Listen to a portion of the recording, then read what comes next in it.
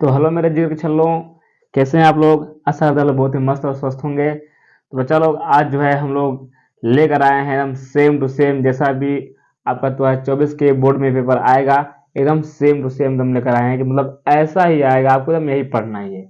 इसको पढ़ लीजिए, उसके बाद आपको देख रहे हैं ना 70 पूर्णांक 70 में 70 आपका आएगा, इतना जान लीजिए। समय आपको मिलने वाला है 3 घंटे 15 मिनट, 3 घंटे 15 मिनट। आप देखिए सत्र दिया है 23 से 24, जो विज्ञान कक्षा 12। ये जो है पेपर इतना ज़्यादा इम्पोर्टेंट है, और जिसमें जो भी क्वेश्चन आएगा ये आपको पढ़ना और जानना बहुत ज़रूरी है। यदि जो भी लोग जुड़े हैं वो इस वीडियो को लास्ट तक देखेंगे, क्योंकि इस वीडियो में आपका पूरा का 70 नंबर फाइनल हो जाएगा। यदि आज से आप कुछ भी ना पढ़े हैं, अब से भी पढ़ना स्टार्ट करेंगे आप लोग, तो इससे तो आप लोग इतना नंबर ला सकते हैं। ठीक है, इतना दिन नहीं आ पाएगा आपका, तो कम से कम तो 65 नंबर तो आ जाएगा। 65 और 30 95 नंबर आपका होता है, हो जाएगा। मतलब कि 95% लाने की गारंटी इसमें आ जाएगी आपकी। ठीक है, तो चलो जितने लोग भी इस चैनल पे आए वो पहले फटाफट चैनल सब्सक्राइब करें, क्योंकि ऐसे आपको जितने पूरे विषय है टोटल ऐसा ही मॉडल पेपर और सेम टू सेम जो बोर्ड पेपर आता है एकदम वैसा ही लेकर आएंगे आपके सामने। उसमें थोड़ा भी दिक्कत नहीं होगा। ठीक है, फिलहाल जो है इस वीडियो को आप लोग पूरी तरह से अंत तक जरूर देखिएगा। ठीक है, तो आइए हम लोग स्टार्ट करते हैं। समय होता है 3 घंटा 15 मिनट मिलेगा आपको, होता है 15 मिनट पढ़ने के लिए दिया जाएगा, और 3 घंटे जो है आपको शेष कर जो उसका तो है क्वेश्चन आंसर लिखने के लिए दिया जाएगा। जो बायोलॉजी क्वेश्चन है यह उतना ज़्यादा कठिन नहीं होता है और ज़्यादा भारी आता भी नहीं है। ठीक है, हर साल की भांति इस साल भी बहुत ही नॉर्मली क्वेश्चन आएगा और बहुत ही आसान क्वेश्चन आएगा। ठीक है, तो इसे थोड़ा देखिएगा मत, लेकिन जितना हम बता रहे हैं बस उतना आपको करना है। ठीक है, अब देखिए धीरे धीरे आप जैसे ही आप जाएंगे बोर्ड पेपर में एकदम ऐसा सेम टू सेम दिखेगा। आपको दिया है निर्देश, निर्देश भी आप देख लेंगे ऐसे। ठीक है, अब देखिए दिया है ना इस निर्देश में कि प्रारंभ के 15 मिनट परीक्षार्थियों को प्रश्न पत्र पढ़ने के लिए निर्धारित है। ये पहले से दिया होता उसमें। दूसरा दिया है कि सभी प्रश्न अनिवार्य, मतलब जितना भी प्रश्न आपको है सब करना है आपको। तीसरा नंबर दिया है कि आवश्यकता अनुसार अपनी पुष्टि नामांकित रेखांकित चित्रों द्वारा कीजिए, मतलब कि जितना आपको आवश्यकता है उतना आपको पुष्टि कीजिए, उसके दौरान आपकी आपको। ठीक, नंबर 4 है सभी प्रश्नों के निर्धारित अंक उनके सम्मुख अंकित हैं, मतलब जितने भी क्वेश्चन है उसके बगल में उसका नंबर लिखा गया है कि ये क्वेश्चन होता है कितने नंबर का है, ये जानने के लिए बताया गया है। ठीक है, तो अब हम लोग बढ़ते हैं अगले क्वेश्चन की तरफ में। जो पहला दिया है आपके कि सही विकल्प चुनकर अपनी उत्तर पुस्तिका में लिखिए। देखिए आप कभी भी गलती मत करिएगा कि क्वेश्चन लिखें फिर उसका चारों ऑप्शन लिखें फिर उसको टिक करें, ये गलती तो आप लोग कभी मत करिएगा। ठीक है, जितना मान लीजिए कि ये पहला क्वेश्चन दिया है तो पहले का क दिया है, मान लेते हैं। ठीक है, कि निम्नलिखित में से कौन सा भाग पुष्प नर जनन अंक का प्रतिनिधित्व करता है। तो अभी मेहनत कीजिए कि आप भी जो है इस क्वेश्चन को लिख देंगे उसमें, और फिर ये ऑप्शन लिखेंगे चारों और उस पर टिक लगाएंगे। ऐसा गलती आप लोग कभी भी पेपर में नहीं करेंगे। ठीक है, बस अब करना क्या है, यदि पहला का है तो आप पहला का क लिखेंगे, प्रश्न उत्तर संख्या क का जो आंसर रहेगा उसको आप लिख देंगे उत्तर पुस्तिका में, आपका ये सही हो जाएगा। और ये कितने नंबर के लिए, आपका 1 नंबर के लिए। सबसे मोस्ट इंपोर्टेंट जो बात होती है वह जो है बहुविकल्पी क्वेश्चन को सही करना, क्योंकि ये जो ऐसे नंबर होते हैं जो कभी कटते नहीं है, आपका पूरा का पूरा क्वेश्चन में ये नंबर मिल जाता है आपको। ठीक ना, तो ये जो क्वेश्चन है आपका बहुत ज़्यादा इंपॉर्टेंट है, जितना भी पेपर हम लोग पढ़ने वाले हैं। ठीक है, बढ़ते हैं हम लोग अगले क्वेश्चन के पास।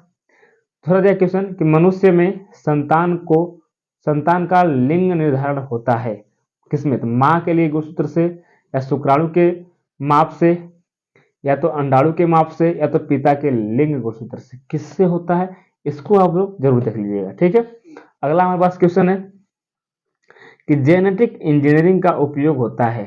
जेनेटिक इंजीनियरिंग, अनुवांशिक बोलते हैं इसको हिंदी में। अनुवांशिक इंजीनियरिंग का उपयोग होता है किसमें होता है, चिकित्सा में, कृषि में, इन दोनों में, किसी में नहीं। तो जान लीजिए जेनेटिक इंजीनियरिंग है इन दोनों में होता है, यानी कि चिकित्सा में भी होता है और कृषि में भी होता है। ये दोनों में काम हम कर सकते हैं जेनेटिक इंजीनियरिंग का, क्योंकि जो वैज्ञानिकों द्वारा डीएनए का फेरबदल करना होता है वही क्या होता है आपका जेनेटिक इंजीनियरिंग। लेकिन अधिकतर होता है हम लोग किसमें करते हैं, चिकित्सा के रूप में करते हैं। ठीक है, आगे हम देखते हैं अगला क्वेश्चन कि निम्न में से किसे भारत में जैव विविधता का तप्त स्थल समझा जाता है, और आपके सामने होते हैं ऑप्शन, इस प्रकार से पढ़े हैं। एक है अरावली पर्वत, इंडो इंडो गंगेटिव मैदान, फिर पश्चिमी घाट और पूर्वी घाट। तो निम्नलिखित में से जैव विविधता किस तप्त स्थल पे है? वह या तो पश्चिमी घाट पे होगा, या तो पूर्वी घाट पे होगा, या अरावली पर्वत होगा, या तो इंडो गंगेटिव मैदान पे होगा। ठीक है, आप इसको देख लीजिएगा बढ़िया से।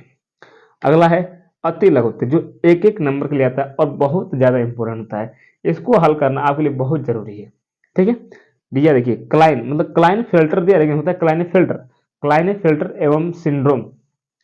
टर्नर सिंड्रोम में गुणसूत्रों की संख्या लिखिए। मतलब ये कि क्लाइने फिल्टर सिंड्रोम में गुणसूत्रों की संख्या कितनी होती है तथा टर्नर सिंड्रोम में गुणसूत्रों की संख्या कितनी होती है, उसको आपको बताना है। ठीक है, अब देखिए नर जर्म कोशिकाएं किस विभाजन द्वारा शुक्राणुओं का निर्माण करती हैं?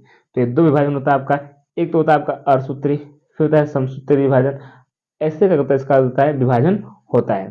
ठीक, अगला है परागकण मात्र कोशिका में गुणसूत्रों की संख्या क्या होती है?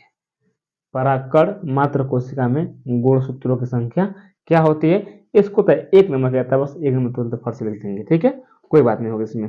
अगला है उस एंजाइम का नाम बताइए, नाम लिखिए जो डीएनए अणु को खंडों में तोड़ देता है। तो उस एंजाइम का नाम है प्रतिबंधन एंडोन्यूक्लियस एंजाइम। क्या नाम है उसका? प्रतिबंधन एंडोन्यूक्लियस एंजाइम। यह एंजाइम ऐसा है जो डीएनए को होता है खंड में तोड़ देता है। ठीक है, अगला है कि समष्टि में परिकल्पित पिरामिड किस प्रकार के होते हैं? तो जितने भी पिरामिड होते हैं उत्तीर्ण रूप से तो घंटी का पिरामिड होता है।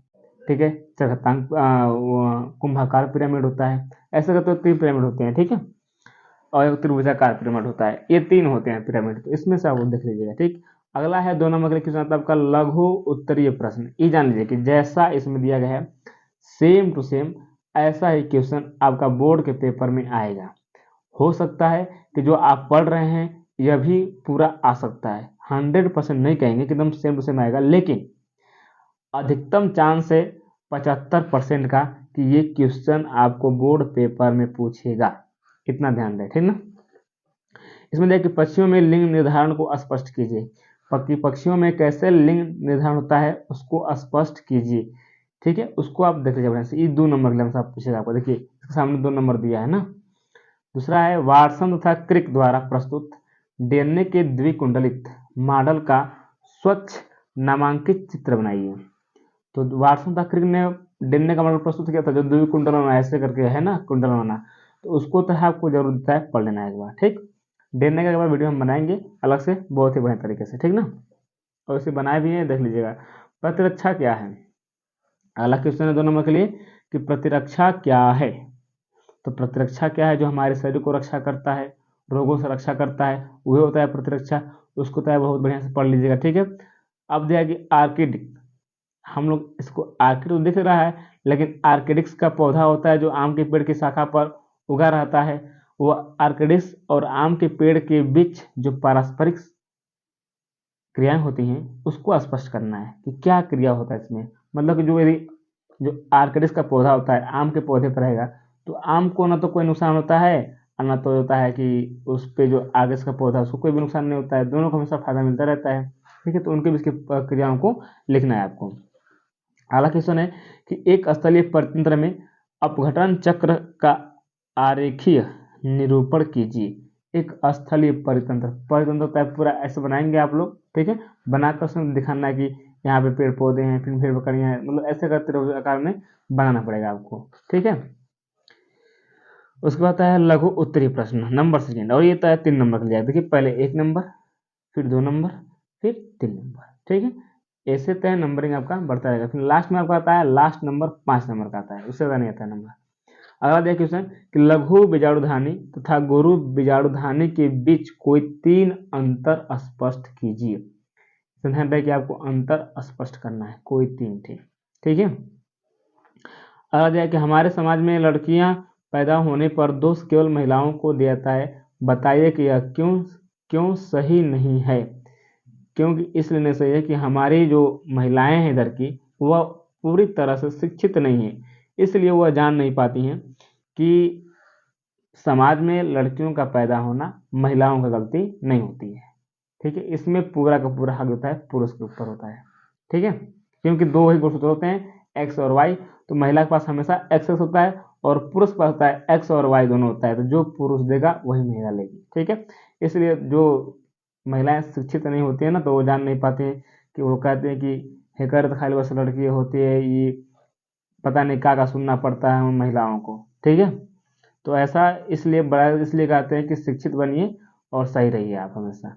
लेकिन क्या है कि हमारा समाज जो है बहुत छोटा है, इसमें से कोई शिक्षित नहीं होना चाहता है।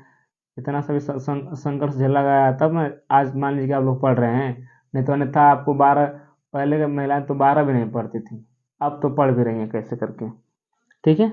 आगे देते हैं कि एक संघक रस का उदाहरण लेते हुए मेंडल का प्रभाविता का नियम की व्याख्या करना है। एक संघक रस को लेना है, यानी कैपिटल टी और स्मॉल टी दोनों को लेकर रस कराएंगे एक बार, और साथ में प्रभाविता का नियम लिख देंगे। आपका 3 नंबर एकदम पक्का हो जाएगा तुरंत फटाक से, ठीक है।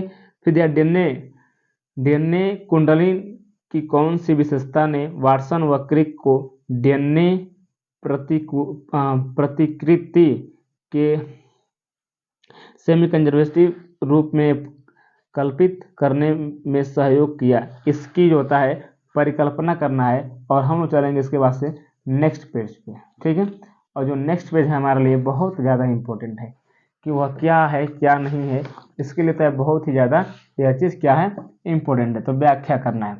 अगला क्वेश्चन दिया आपका, मलेरिया परजीवी के जीवन चक्र का स्वच्छ नामांकित चित्र बनाइए। तो मलेरिया एक परजीवी जीव है, उसका होता है स्वच्छ और नामांकित चित्र बनाना है आपको। यदि नहीं बना पाएंगे तो आपको तो ना 3 नंबर नहीं मिल पाएगा।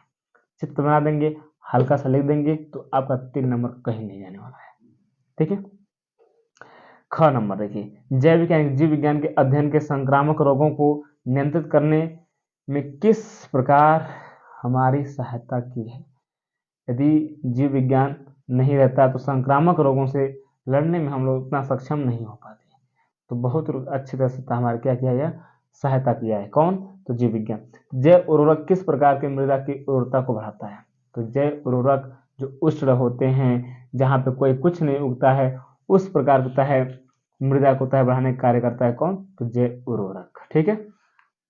बहुत ज़्यादा इंपोर्टेंट जैव उर्वरक है। उसके बाद क्या चाहिए, वैक्यूआरिसिस क्या है। वैक्यूआरिसिस क्या है, ये नाम अलग है, खास देख लीजिए क्या चीज़, ठीक ना। निम्न पर टिप्पणी लिखिए। टिप्पणी लिखने में बड़ा जाता है, 2 कम से कम आएगा टिप्पणी लिखने के लिए। देखिए पहला दिया आपका पीसीआर पर टिप्पणी कीजिए। पीसीआर पॉलीमरेज चेन रिसर्च, ये होता है आपका क्या चीज, पीसीआर। अगला है प्रतिबंधन एंजाइम, जो डीएनए खंडों को काटता है, डीएनए को काटने का कार्य करता है, वो क्या है, प्रतिबंधन एंजाइम। अगला क्वेश्चन आपका ख में कि जैव प्रौद्योगिकी का कृषि क्षेत्र में क्या उपयोग है। क्या उपयोग है जैव प्रौद्योगिकी का। तो जैव प्रौद्योगिकी होता है हमारे पूरे भारत में चाहे कहीं भी धीरे धीरे कार्य कर रहा है, जो हमें रसायन युक्त खादों से दूर करता हुआ चला जा रहा है। क्योंकि हम लोग जितना कुछ भी वस्तुएं खाते हैं वह सभी के सभी होते हैं हमारे पास क्या होते हैं, रसायन होते हैं, हम लोग जैविक नहीं खा पाते हैं, ठीक है। तो उसको तय बढ़िया से करने के लिए होता है जैविक कृषि में काम आता है। अगला क्वेश्चन है कि पारजीवी जंतु से आप क्या समझते हैं। एक कोई उदाहरण जीवी जंतु क्या होता है, इसका भी उदाहरण कोई दे दीजिएगा, ठीक ना आप लोग। अगला है निम्नलिखित में से अंतर स्पष्ट कीजिए। उत्पादन तथा अपघटन में का अंतर है, इसको हम बताए थे, इसको देख लीजिएगा, ठीक ना बढ़िया से। फिर दूसरा दिया जी, परजीविता तथा स्वभोजिता में अंतर क्या है। अगला है और लास्ट क्वेश्चन जो हमारे पास है दीर्घ उत्तरीय प्रश्न, और यह जो है 5 नंबर के लिए आता है। दिया है क्वेश्चन कि मनुष्य के नर जनन तंत्र का सचित्र वर्णन करिए, इसके शुक्राणु कहाँ संचित रहते हैं, ये भी बताइए आप। देखिए 2 + 2 + 1 यानी कि 5 नंबर का आपको दिया है। अथवा यदि ये नहीं आ रहा है तो आप ये कीजिए कि पुष्पी पादपों में लघु बीजाणु जनन का सचित्र वर्णन कीजिए। पुष्पी पादपों में लघु बीजाणु जनन का सचित्र वर्णन करना है, ठीक है। अगला है अनुवांशिक कूट क्या है, इसकी विशेषताओं का वर्णन कीजिए। अनुवांशिक कूट क्या है, इसकी विशेषताओं का वर्णन कीजिए। अगला है कि जैव विकास किसे कहते हैं। भूवैज्ञानिक कालों में होकर पादपों का विकास सचित्र वर्णन कीजिए। पादपों के विकास का सचित्र वर्णन करना है आपको, इतना ध्यान रहे। ये जितना क्वेश्चन दिए हैं यही समझ लीजिए क्वेश्चन लगभग 70 से 75% होता है। मान लीजिए क्वेश्चन पेपर में आपका आएगा 2024 में।